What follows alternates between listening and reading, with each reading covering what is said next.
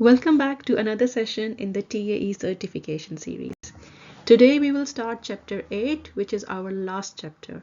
So in this chapter, we will focus on evaluating and improving our test automation setup. We will examine the technical aspects of our existing automation solutions and suggest enhancements to make them even better. Additionally, we will also learn how to adjust our automated test components to accommodate changes in the testing environment or the system which is being tested. So this will help us carry out testing with greater efficiency and effectiveness. So let's start with 8.1 options for improving test automation. 8.1 options for improving test automation. So the first one is ongoing maintenance task. So TAS, test automation solution, it needs regular care. So we must make sure that TAS stays in sync with the SUT. Regular maintenance tasks are very important to keep everything running smoothly. Next one is opportunities for improvement. So apart from ongoing maintenance, there are a lot of opportunities for improving the TAS. Now the question is that why do we need to improve it? Let's have a look at the benefits. The first one is greater efficiency. Less manual work means more time for other valuable tasks. Then we have better ease of use. So enhancing the ease of use makes interaction smoother and more user-friendly. Then we have additional capabilities. So extra capabilities or new features can make our testing toolkit even more powerful. And then we have improved support for testing activities. And of course, improvements can lead to better overall support for our testing activities. The next one is decision-making factors.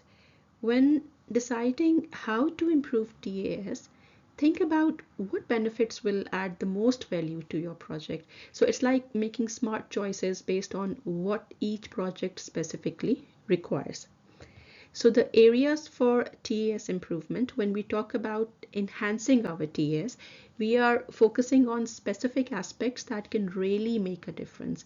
And here are the key areas that may be considered for improvement. So we have scripting, test execution, verification, architecture, pre and post processing, documentation, TAS updates and upgrades. So we will go through each of them in detail, but before that it's important to understand that why these areas matter.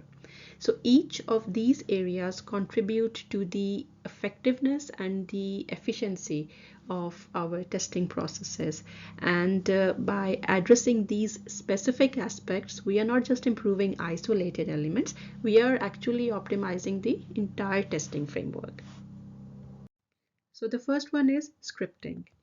So scripting approaches are different, including simple structured approach, data-driven approaches, more sophisticated keyword-driven approaches. And we already learned them in detail in section 3.2.2, so you can go back and refer to those. Okay, now the next one is consider upgrading the current TAS scripting approach for all new automated tests. So let's say that you are currently using a basic method to write scripts for automated tests, like writing out each step in a sequence. So the suggestion to consider upgrading the TAS scripting approach for all new automated tests could actually mean exploring and adopting a more advanced tool or a technique. For example, instead of writing out every step explicitly, you might consider using keywords. This could make your test easier to write and maintain. So the recommendation is to explore and implement such improvements, especially when creating new automated tests in the future. The next point is the approach may be retrofitted to existing automated tests. This means that the suggested scripting or testing approach, which is being considered for improvement or upgrade, can also be applied to the automated tests that have already been created. So retrofitting in this context means modifying or updating the existing automated tests to align them with the newly proposed approach. So rather than limiting the enhanced approach only to new tests, it could be beneficial to go back and modify the scripts of the existing automated tests to align them with the improved scripting approach. So this will improve the overall effectiveness of the entire suite of automated tests, both old and new. The next point is prioritize retrofitting for tests involving the greatest amount of maintenance effort. When considering the upgrade or improvement of the existing testing approach, you should focus first on modifying or updating the scripts of those automated tests that require the most maintenance. So maintenance efforts refers to the work which is required to keep the automated test up to date, relevant and functional, right, as the system changes or evolves. So tests that are more prone to frequent changes or updates may require more maintenance effort. So by prioritizing retrofitting for tests with greatest maintenance effort, we actually make sure that the effort is directed towards improving the scripts that are currently consuming a significant amount of resources to maintain. So this can lead to a more efficient testing process overall, because it is addressing the areas where maintenance is most challenging or time consuming. Rather than change the scripting approach altogether, TAS improvements may focus on the implementation of scripts. For example, test automation optimization strategy. And within this, the first point we have is assess overlap. So look at your test to see if there are any parts that are same or very similar. And now when you find parts of your test that you use over and over again, like logging into a website or clicking a button, convert them into a function. Store these functions in a library so you can use them again when you need them. Then enhance by using these reusable functions, your test become easier to maintain, which means that it's simpler to keep them working correctly over time. So you don't have to keep rewriting the same steps, and so if something changes, you only need to update it in one place.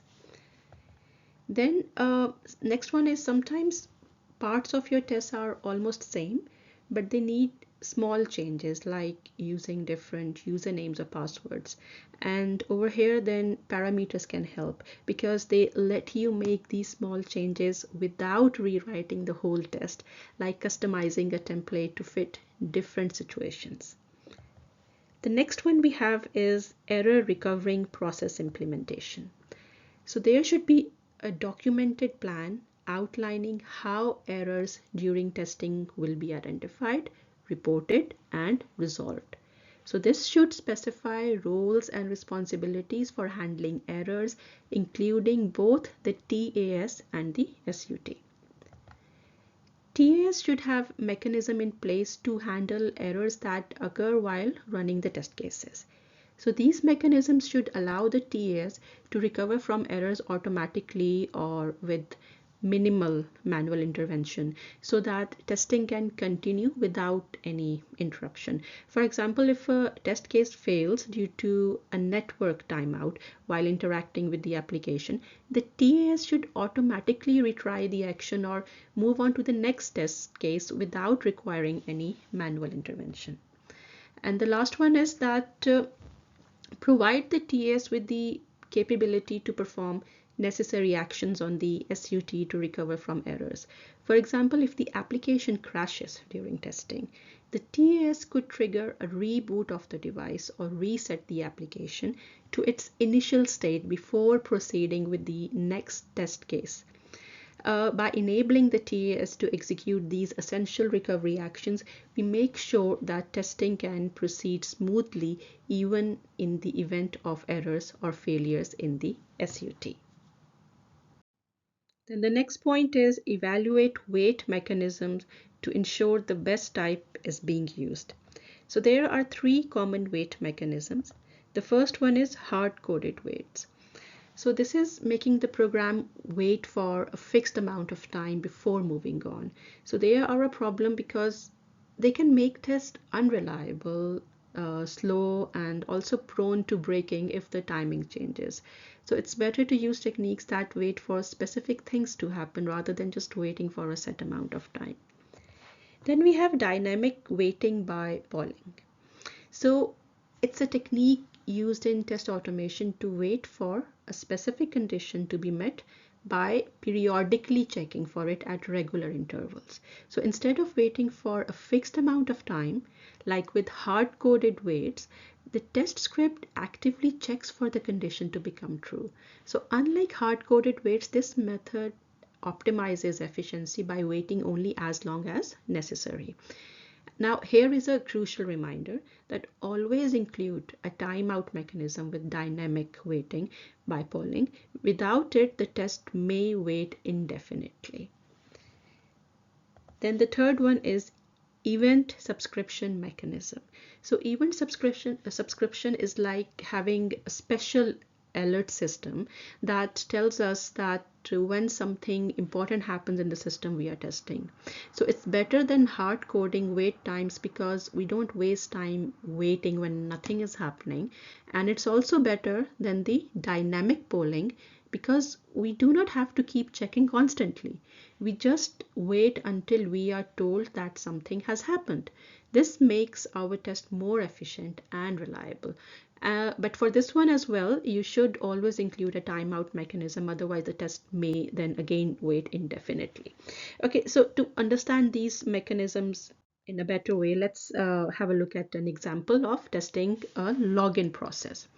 Okay, so in hard code, it's like waiting for exactly 10 seconds after clicking login, regardless of how quickly or slowly the login actually happens. So if the login finishes sooner, we are just wasting time doing nothing productive. And for dynamic polling, this is like repeatedly asking if the login worked every few seconds. But if the login works fast, we keep asking unnecessarily, which can waste time. Also, if the server takes longer to respond, sometimes we might miss the login confirmation because we didn't check at the right time. And now coming to the third one, the event subscription mechanism. As soon as the login works, we get a notification right away. So this saves time because we don't have to keep checking, and it ensures our test results are accurate no matter how fast or slow the server responds. So I hope this one is clear. Then we have treat the testware as software. It means that we should treat the tools and scripts we use for testing just like any other computer program. And this involves following good coding practices, such as having clear rules, which are mentioned in coding guidelines, checking for mistakes, static analysis, and having other people review our work, which come under code reviews. So sometimes it might be helpful to have developers help writing certain parts of the testing tools, especially if they are complex, for example, libraries. And then we have evaluate existing scripts for revision or elimination. So this is all about reviewing our existing test scripts to see if they need fixing or if they are no longer useful. So with this, we come to an end of our today's session. I hope that you found it useful. Till next time, take care and happy testing.